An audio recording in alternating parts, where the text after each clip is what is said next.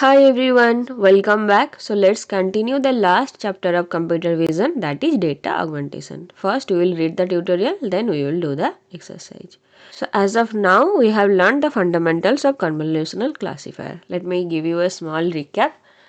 Convolutional classifier has two parts. One is base, another one is head. Base part is used to extract the features from the image and head part is used to classify the image, right? Here we use filter, detect, condense. These things we have already done. For this we use convolutional layer, ReLU, max pooling, right? And head part we do flatten, dense. These things we have already learned and we have built a simple classifier. But we have seen that classifier was not performing well, right? So what our concern is now to improve the performance. So how can we do this? One technique is called data augmentation. Okay, so let's read it.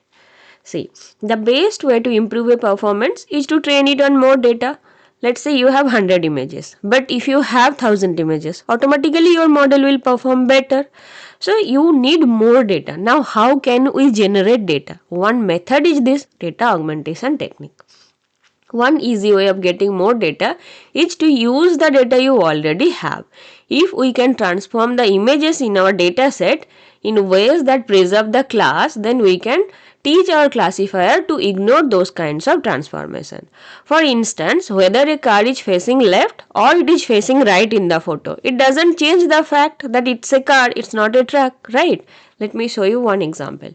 See, this is the original image. But if I flip, if I rotate, if I make it blur, grayscale, contrast, exposure, if I do all these things, will it become a dog? No, this is a cat. So you want your classifier to understand that this is the same image. Okay, so you just ignore these changes. You are telling your model to ignore these kind of changes. Just consider that this is a picture of cat. Okay, so what you are doing, from one image you are creating 6 other images. From one data you are creating 6 more data. Okay, now see, using data augmentation, typically many kinds of transformations are used augmenting a dataset. This might include rotating the image, see like this, adjusting the color, contrast, many other things. Here is the sample of different ways. So data augmentation is usually done online. You don't have to do this as the images are being fed into the network for training.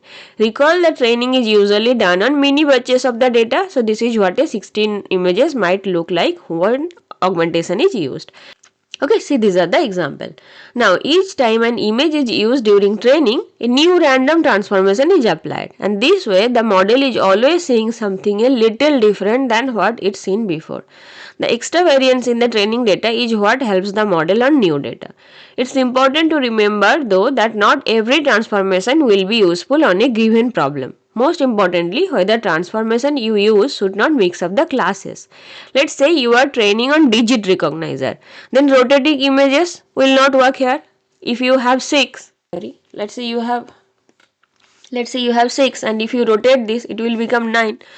That's not correct. So there you cannot apply these rotating techniques. So depending on your data set, you have to understand which one is better for you. And in the end, the best approach for finding this is same with most problems. Let's try it and see. Keras lets you augment your data in two ways. The first way is to include it in the data pipeline, image data generator. The second way is to include by using Keras's pre-processing layers. This is the approach that we will take. The primary advantage for us is that the image transformations will be computed on the GPU instead of CPU. See, in this exercise we will learn how to improve the classifier from lesson 1 through data augmentation. The next hidden cell sets up the data pipeline. Okay, next you have to define the model. See, import Keras, import layers. This is the pre-trained base model. Here you are not starting from the base, but you have a trained model. And now you are using the random flip horizontal. This will flip from left to right, and you are also applying contrast. Okay, so you are changing contrast also. You are using the pre-trained base And here in the head part, you are doing flatten, you are using dense layers. Okay. Once it is done, you are training.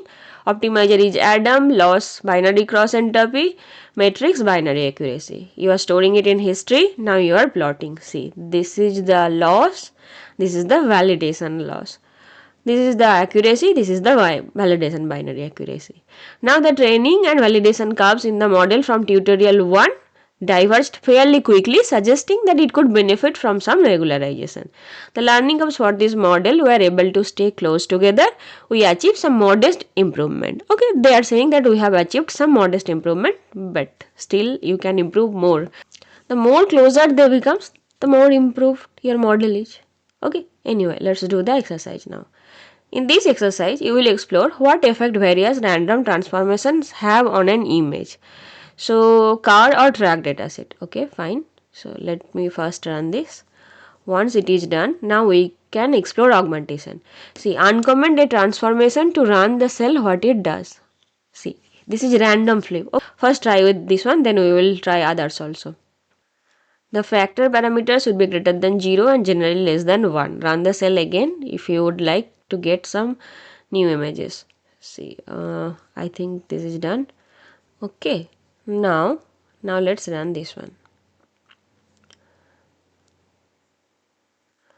See, you have done the random flip. Okay, they have just from left to right.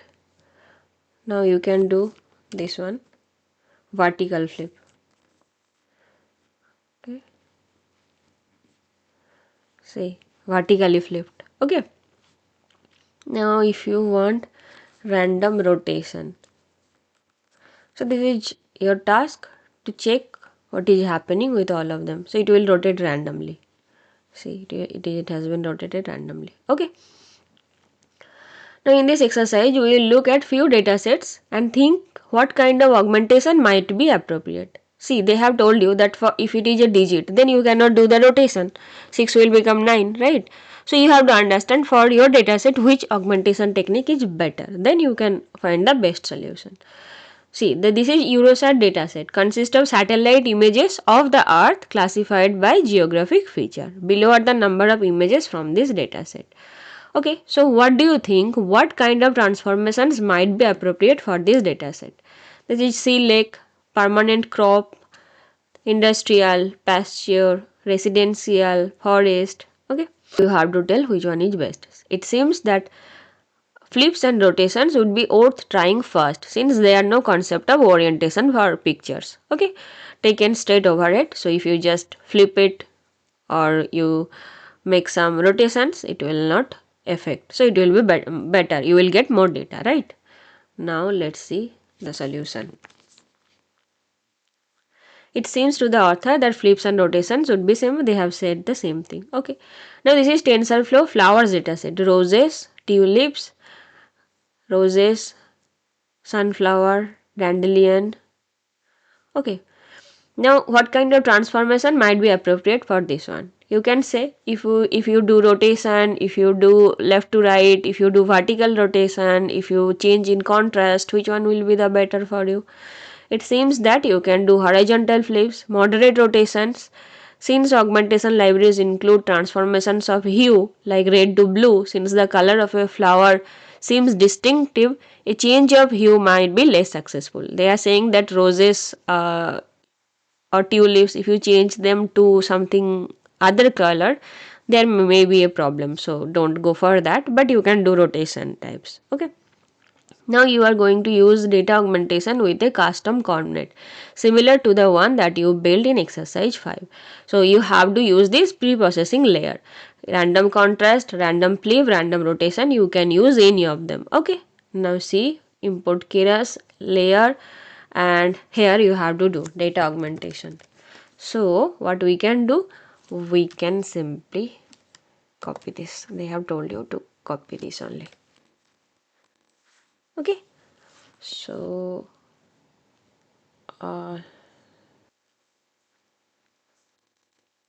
this is the model structure. First, batch normalization, convolutional, max pooling, batch normalization, convolution.